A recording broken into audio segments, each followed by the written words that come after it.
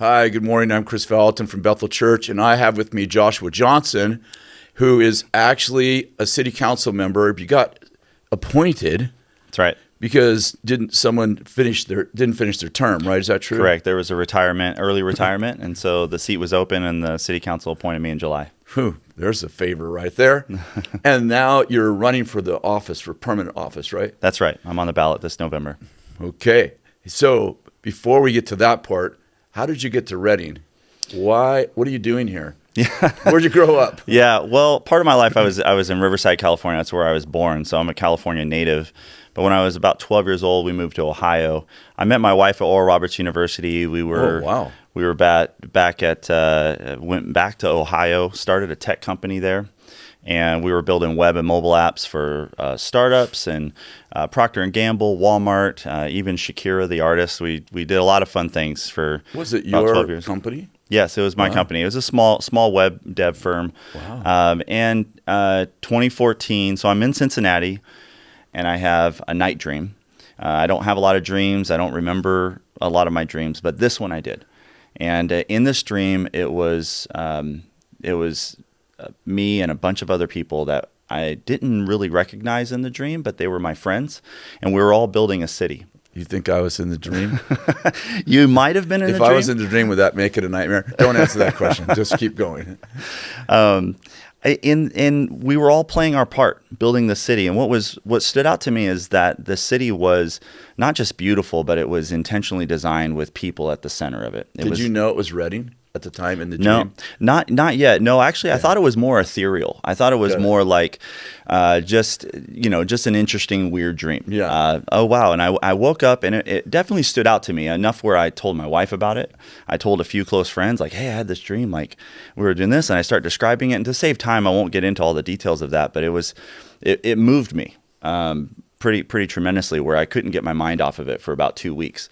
So 2 weeks later, I get an app notification on my phone. It's a real estate app that pushed me a land listing, and I start flipping through this land listing just out of curiosity. And every picture that was in that listing was exactly what was in my dream, the way my dream started out. The texture of the dirt was unique. The trees were scrubby. The way that the topography in the landscape just was laid out was exactly what was in my dream. It was almost like the drone photo was perfect, and it stood out to me. And I'm like, that is my dream. Wow. And I look at the app listing location. It was Redding, California. I'd never heard of Redding. I'm from Southern California. Never heard of Redding. Never heard of Redding before that. Wow. And I start researching it, and I guess you can say that was the start of our vacation planning. And we decided to visit Redding. About 6 months later, we came here in 2015 in April, and we landed here. Had about 4 or 5 days here, and at the end, we fell in love with the people of Redding, fell in love with this area. And mind you, we were not in transition in Cincinnati. Yeah. We were deeply rooted. We were very connected to our local church, very connected in the city and our local business community. I had started business, like a lot of networking groups for people. I'd done a lot of stuff in the city. It wasn't like I was ready to get out. It was a weird moment, because we at the end of the 5 days, I asked my wife, I said, what do you think? And she goes, I think we have to move here. And this is a homebody. Yeah, I know. My wife's like that too. She's not a stay big change. forever. Yeah, she's not a change agent. Yeah. So I knew it was a little bit of a miracle. I would say so, with a capital M. And so I think at that point it hit me like, oh wow, this is real. So it goes from dream to we're moving. This is crazy. I can't. What is this? Should we do this? Like, then all of a sudden I try and get practical. And but our house rented real quick, and we owned a home in Cincinnati. It rented like with such ease. Sold our car because we just wanted to move out here with one vehicle. Everything just was super easy, and we got out here 3 months later, enrolled our kids in school, and we haven't looked back since. And so that's our kind of origin to getting here, and that also is the transition from me moving from tech to becoming a developer, because in that dream, I think what inspired me is that there are people that architect a city. Yeah. There are people that actually have their fingerprint on how a city looks, feels, how we experience it, and these aren't just these are individuals that actually do it as a profession. They do it as an art, some of them. And I think I just started becoming enamored with that. And that's why I moved from digital, which I couldn't even show my kids what I built a year later. It would be obsolete. And now the things I'm building in the city will be there for a generation or two. You have 4 girls. I do. Yeah. And thankfully a boy dog, right? Yes, that's right. Who's been feminized, you said. Yes, yeah, a little bit. He's coddled a bit much. That's what I'd say. How does your wife and kids, like, okay, so you have a dream, you get here, and you know how dreams are. You like you see all the great stuff, but you don't, right? You don't see the valleys in between. Oh yeah. No, So I know. how's your family experienced Redding? Yeah, they've experienced Redding as now home. I talked to my oldest daughter, who was 9 when we moved here, and she wants Redding to be her longtime home. She's in Arizona now at Grand Canyon, but she's someone who sees Redding as the place not just to be from, but a place to be in, and whether or not that actually works itself out. But I would think it's a testament to how we've adopted the city and how the city adopted us too. And I think there's a lot of people here that grow up here that have different experiences. But then those of us that move here and actually say, hey, we're gonna put our flag here. We actually want to give to this community. And there are those that I can definitely point to that adopted us and brought us into the city of Redding and said, hey, you're one of us now. And that's meant a lot. Building a city. Man, I could talk about building a city a lot because I have the same passion. We don't even go to the same church. You go. Right. We go to Risen King.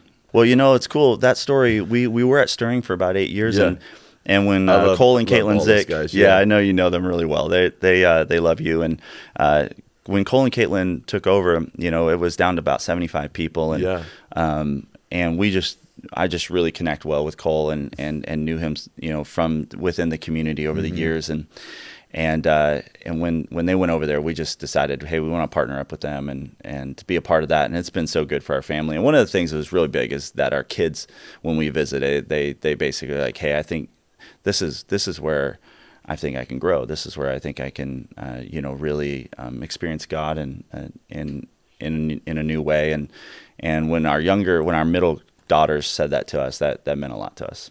Yeah, they worked for me for a long time. There's incredible leaders, and I really encouraged and helped them, and I'm kind of a father to them. I love them. Building a city. Let's get back to that. Yeah. What's it mean to build a city?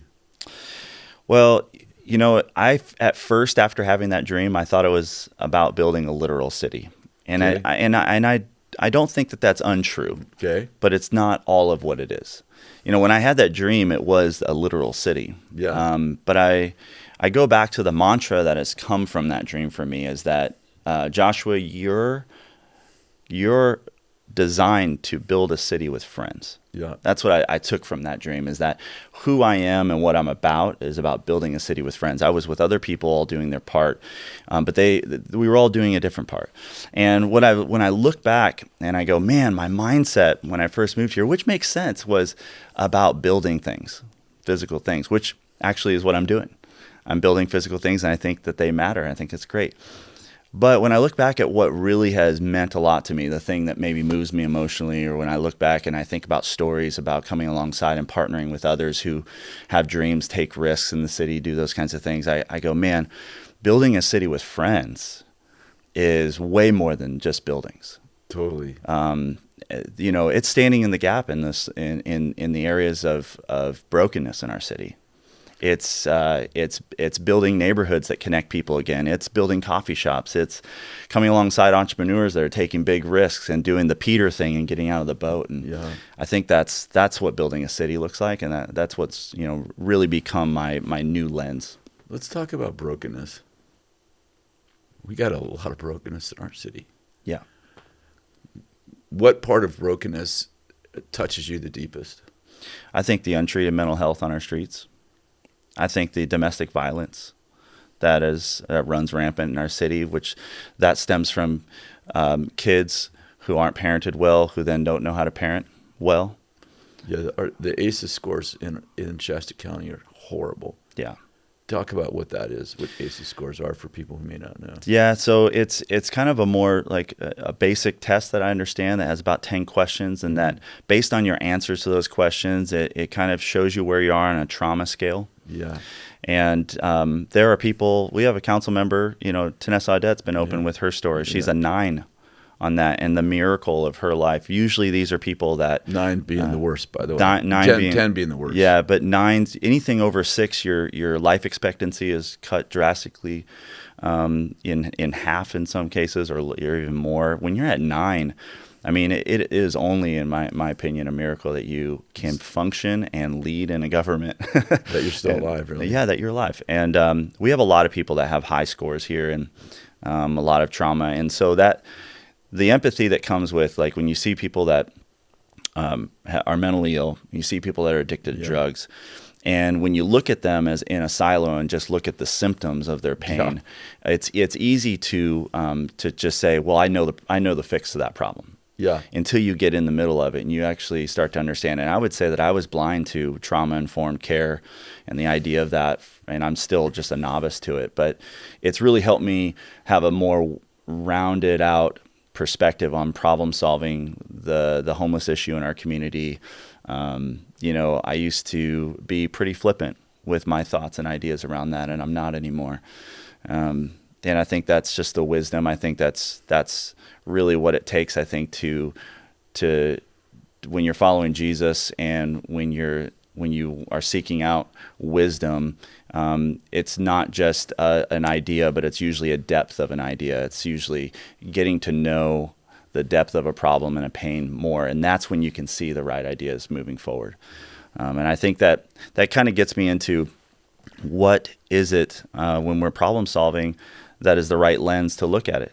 I just don't think government's the answer, even though I'm running for office, which would be ironic, right? You mean like the homeless problem, the ACEs scores, the trauma that so many people, you're like, it's more than government. Yes, 100%. And I just had this conversation this morning, actually. I get on Facebook, and when there are posts that are about the homeless, I'll actually jump into the comments to educate those who seem really curious. I don't jump into the trolls, but I get into, or the disagreeable. Yes, yeah. If they're just closed-minded, you can kind of hear it in the tone. But if others are kind of making a statement and it just seems misinformed, I'll jump in and give some anecdotes that help the conversation a little bit. And this morning, one came up: is why is the government relying on faith organizations to solve the homeless crisis? Because the governor of the state of California actually has changed their tune. The state has actually said, hey, we want faith organizations in the middle of this problem because we need help. Big miracle in California, actually. Yeah.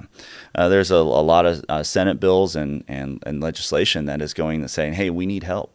Yeah. In this, and the church used to be in the middle of helping solve the problem. And for those who maybe are maybe outside the walls of the church, and I call it the community, though. Yeah. So I say, hey, when we look at a problem, it's what can the government do, what can the church do, or the community do, and what can I do? When we look at outsourcing all of our problem solving to the government, we're going to be sorely disappointed. I don't want the church fixing my potholes. Yeah. And I don't want the government fixing my heart. Yeah, that's so good. And so and when it comes to the me part, oftentimes we like to use church and government as like a mutual fund of solving all the problems in the world, and we take ourselves out of the equation.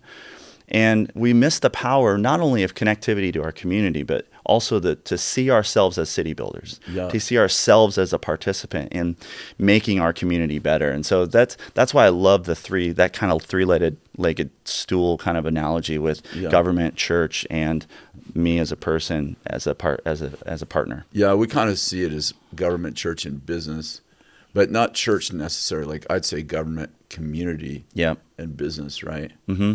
And my friend Banning Leapshire has Jesus Culture in Sacramento, and when he first planted his church, a gentleman came up and said, "Hey, do we have what are we doing for the homeless?" And he said, "Do you go to this church?" The guy's like, "Yeah," and he said, "Well, what are you doing for the homeless?" Because the man's point is there a program Right. And Banning's point is there a people? Right. And I think that you can't. I mean, strategy and structure are important, but if you don't have compassion, Right. what's the purpose, right? Correct. And I think it's really beautiful. And I think I have this part I feel like the Lord gave me, and he said to me, "You always have the poor with you." And I think, okay, you should. The point would be you should always have the poor with you. Mm-hmm. And I think there's something about people like the poor sometimes are an inconvenience. Mm. And by the way, sometimes they are actually a major inconvenience, and sometimes they do stuff that's destructive. And if you're wealthy, you don't have permission. Your wealth doesn't give you permission to act in a way that's destructive to community. Mm. And if you're poor, your poverty doesn't give you inherent rights to absolutely act. But I think a way a city deals with its poor determines whether or not it's noble. Mm-hmm. And I think that sometimes when you get wealthy, you think that you should have no inconveniences. Right. No, and the thing is the inconveniences are oftentimes a way for us to connect with the brokenness. Exactly. It gives us and hopefully it opens our eyes. Well, how can I be a part of the solution? And hopefully it inspires that conversation. Oftentimes not in the moment because we're more frustrated at the inconvenience. Like, I have buildings downtown right now that got a rock thrown in it. Oh yeah, and it's frustrating. We got to deal with it, and it's not what we want. And I do think that government plays a role of public safety and infrastructure, and we have to have that backbone. I just don't think government does a great job providing the heart, and that's why we need the community involved. We need churches and businesses involved, and really, frankly, the people who live there involved. Yeah, and I do think a strategic plan is important so that those three entities can work together with some sort of strategy. For example, the police chief came to us one time, and we were in the streets like 5 days a week, feeding the poor, helping the broken. We were just like a lot of churches are. We're not the only ones. For sure, we're not the only ones, and not just churches, but we point out community. Yep. And the police chief called me and said, "Can we have a meeting?" So this was years ago. We sat down with him, and he said, "I don't know who's doing it, if it's you guys or if you have any influence over this, but you guys are feeding in the parks, the poor, the homeless." Yeah. And what's happening is the police are trying to create a safe place for our children to play sports and have fun. And there's needles all over the park that they leave, and the homeless. And he's like, could you help me create a strategic plan so that the people who are feeding, the people who are caring for, can we do it in a safer place where we're not attracting the homeless to the very place we're trying to create safe places, right? Right. And then another time we're connected with the police chief, another meeting, a different time, a couple of years later, and this lady has a business, a restaurant in town. I'll let her be anonymous, but she built this wonderful business over 10 years. Well, the bus routes changed, and there was they created some shade spaces downtown, right in front of her business. Yeah. So within months, the homeless just hung out in front of her business and literally destroyed her business. Yeah. Literally. Yep. And so, this, like, when I say the way the nobility, a noble city deals well with its poor, I'm not saying it's a free-for-all. Right.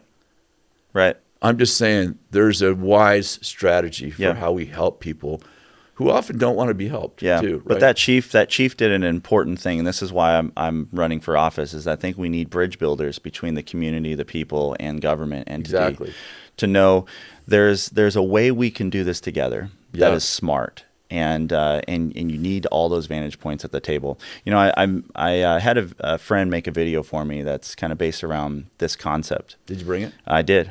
Let's show it. All right, cool. This family that lived around the corner from us, which became our best friends, we were hanging out all the time. Our kids were growing up together. We decided to turn a fence into a gate. We thought it was a project of convenience so that our kids can play between yards, but really what it represented was a a kind of breaking the rules to pursue friendship at a deeper level and community at a deeper level. And that's what I really think it takes in a city to build a city. It takes people to look at the community and decide where do we need to break the design to pursue something better for our community. When I look at government and when I look at the community and I look at me, I always kind of filter what problems am I experiencing and how can I participate in that solution? Wow, that's a good video. Thanks. Yeah. Was that literal that you put a gate? That was a real story, and the guy who made the video for me is the guy who put the gate. He's a great. He owns an animation company, and he's like, I want to make a video for you. So. It feels to me like you know one of the things that you bring is you're a great networker, aren't you? I connect with people well. Yeah, I do. I enjoy it. And you connect with people who, you know, some disagree with you. Mm-hmm. Some people, you know, you're not just working with Christians. Right. You're just working with people who have a passion for a city or also have a passion for maybe different areas of brokenness or not even brokenness, right? Too, places where we can invest and develop. Yeah. Even on the economic development side, which would be the flip side of the brokenness, is the opportunity. Yes. And that's actually, you know, how I started in Reading. Is came here as an entrepreneur in residence at the Shasta Economic Development Corporation. I co-founded the startup Reading community here, and just working alongside entrepreneurs, because when you're working with entrepreneurs, you have hope. Entrepreneurs have hope in something that doesn't make sense on paper usually. They do, yeah. They're risk takers. Yes, exactly. Yeah, I know that part. I own 9 businesses. Yeah. Yes, exactly. Right. And I think that's what it takes to build a city. You actually need a thriving community of people that are a bit naive enough to take risks that don't make sense, that other people who are in the safe space might not take risks. Like, you know, it doesn't make sense to open that restaurant. Probably not. Yeah. But it could work. You know, and there are some people that have the right concept and are willing to be world-class in doing it. They could actually make it work. And you look at the businesses in Reading, you say, why are they there? It doesn't make sense that they're there. But those are people that moved here. Some of them moved here or grew up here and said, you know what, I'm going to make a business that millions of people outside of Reading are going to buy and bring money into the city of Reading. We're this isolated little island north of Sacramento. It doesn't make sense that we have so many export companies here. Yeah. But we want more of that because that's outside money coming in. And also then, you know, so you can look at that and say, what is unique about our community and how do we keep investing in those things? And really what it comes down to, when I look at our secret sauce, it's our people. Exactly. You know, the people that moved here, and I look at Bethel at that when people, you know, even though I don't attend Bethel, I have so many friends here. And when people outside of Bethel say, hey, you know, this or that about Bethel and the community, I go, you know what? I said, I have met more people that have moved here for Bethel, that have started businesses, that are serving our community, Christian and non-Christian alike, social services that actually make sense. They're all in and about this community, doing things that are benefiting everybody. Yeah, people often call it Bethel business, and I'm like, Bethel doesn't own a single business in our town. I know that. Not a single business. Like I know that. Bethel's taking over the business community. I'm like, we don't own a single business. And then they think we have a program to actually put people in business or invest in them. We never invested in a single business. Yeah, and some of that is a misunderstanding. And some of those people who are running these businesses maybe originally came here for Bethel, now go to a smaller church in the community. Lots of them. They're just spread out about, right? And there's all these different stories, and that kind of stuff. I really love being a part of what is the upside of Reading. Yeah. You know, we have to go to the dark space. We have to go to the dark alleys. We have to be able to face our problems head on. That's what leaders do. But we also have to have vision and say, where are we going? And that's why I want to be in government is because I think I'm still going to be running my business here. Yeah. We make $600 a month, Kris, doing city council. So this is not a career choice. I know. I'm like, why does anyone, like, you have to, all the pressure in the political world is pretty crazy. Well, the public world is pretty crazy, right? Yes. And then you make nothing to do it. Yeah. Really nothing. Yeah, but you were talking about working with people that don't agree with you, and that's actually what people are looking for right now. Civility in government is necessary, and some of that is you. I heard you talk to Matt Plummer. He's a great guy. I look forward to being able to work with him, county to city, because there's an opportunity for partnership there in greater ways. But he used I think I heard the phrase, you have to be unoffendable. Yeah. In this space, you have to have thick skin. You have to, and I think that's the helpful part is responding to people who mean to hurt you or mean to try and slight you or mean to, they may not know how to use their words for proper conflict resolution. And we have an opportunity as leaders to turn that around. You said that. Yeah. I think there's a way with questions, when someone says, how dare you, blah, blah, blah, blah, blah. And I go, you know what? I totally understand what you're feeling right now. I said, what do you think we should do about blah, blah, blah? And then they go, and you just turn it into more of a cerebral conversation. The emotion comes down and realize that, hey, I want to come alongside you and find a solution to the problem. And usually after about 5 minutes, they go, why don't you solve that problem for me?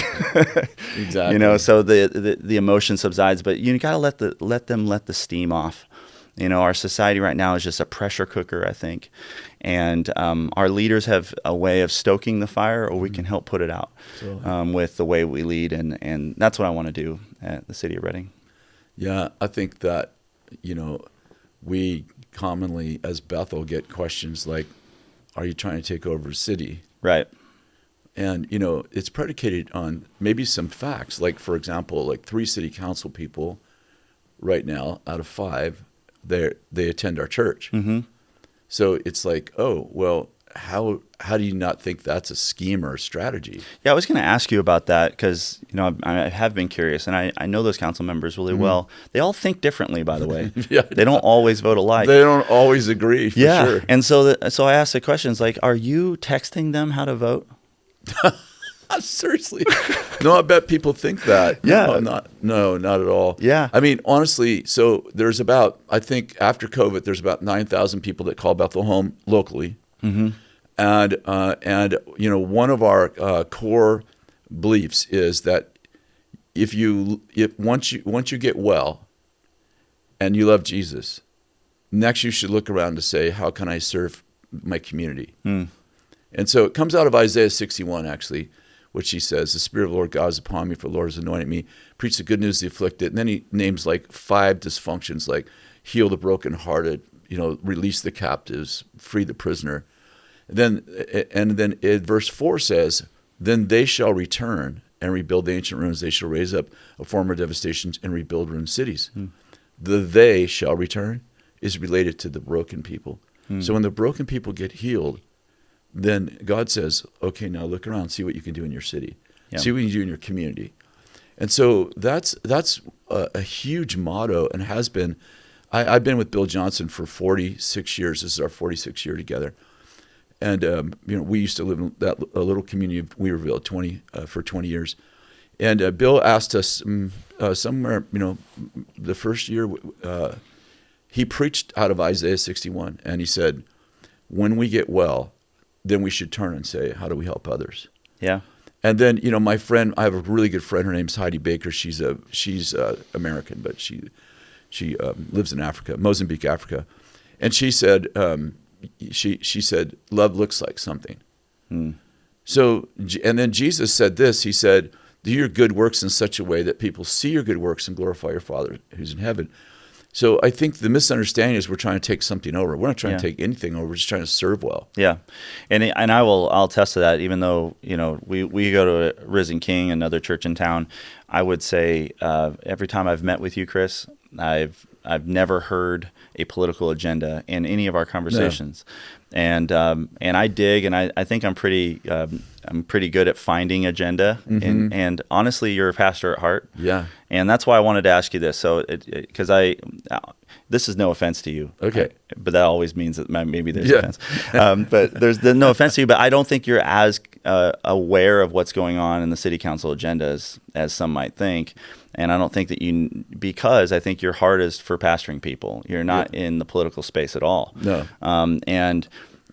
So I wanted to ask you, as a pastor, as someone who has been a longtime resident of Redding in this region, What is your prayer? What is your hope for this city? I would love to just hear that for specifically Reading, because you face the city because you live here. Yeah, I do. Yeah. Well, I think I resonate a lot with you is why I wanted to interview you, to be totally honest, because I feel like, first of all, I have a deep passion for the broken, because I lost my father at 3. Grew up in a very broken home. I would be a 10 on the ACEs scores for sure. Wow. And so I'm like, I have a heart for the broken, and I understand that a lot of times when government is often trying to help the broken, and what they do is perpetuate. Like when you fund the very thing you don't want, or you fund something that doesn't have a relationship attached to it, or you fund something that has no criteria, you often are actually funding the very thing that you're trying to help. Yep. And so we all know, like, throwing money at a thing isn't the ultimate answer. Of course, you have to feed the children and the poor. So I have a passion for the broken, a big passion for the broken. I was in business for 20 years and oversee the financial side of Bethel. So I love business, and I think that wealth, not money, but wealth is really important in our community, and that we think like a healthy community, like a wealth community. Like we get out of poverty thinking, and we think with a wealth mentality, not like a rich mentality, like get rich, but we think like a wealth mentality. And that means to me, Proverbs, Solomon, who was a king, said, he said, a righteous person leaves an inheritance to his children's children. And the Lord said, I'm the God of Abraham, Isaac, and Jacob.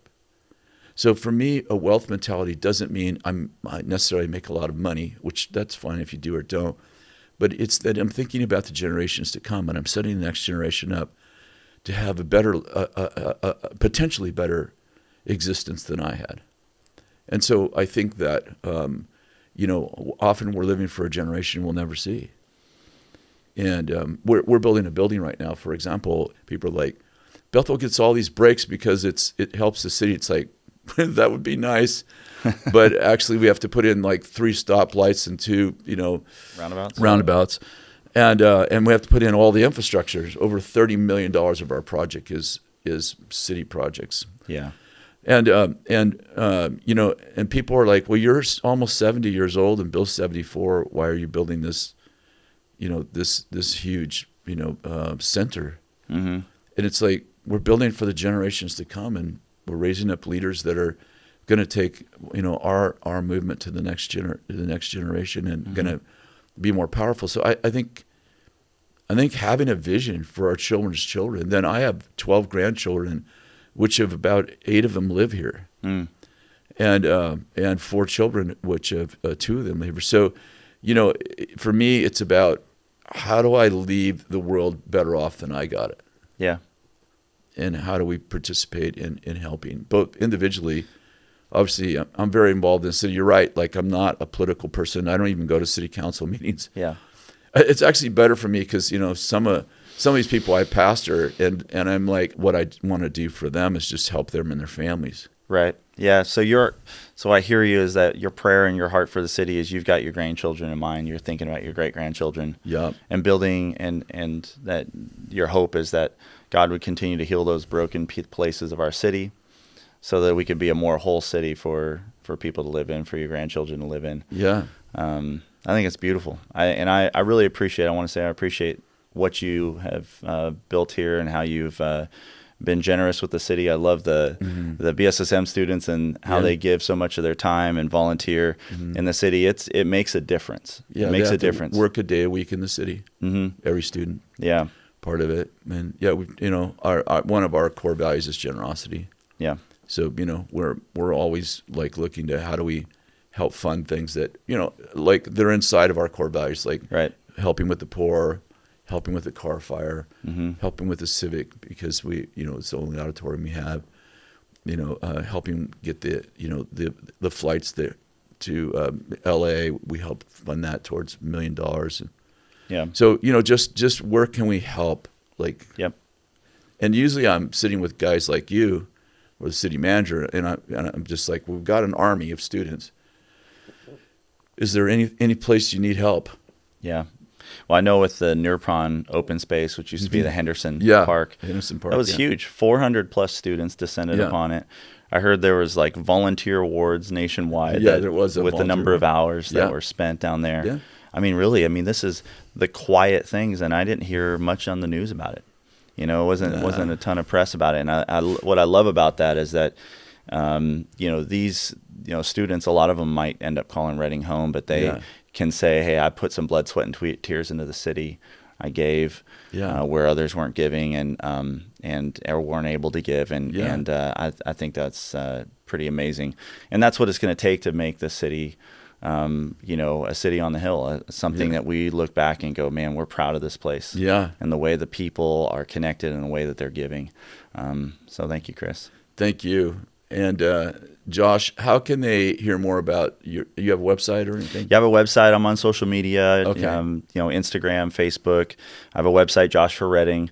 But if you follow me on social media, I put a lot of videos out there that are just short that people can connect to, that makes government a little more easy to understand. Yeah. Some of the issues, social issues too, like culturally in our city, but also more practical, like the way local government works. That's different than state government, different than federal government. It's a lot of fun. So if you want to connect with me, you want to be connected to the city, please reach out. I'm only a message away. That's good. And please vote. Whatever you do, please vote. We have a responsibility to vote. God bless you. Josh, thanks for being with us. Thank you.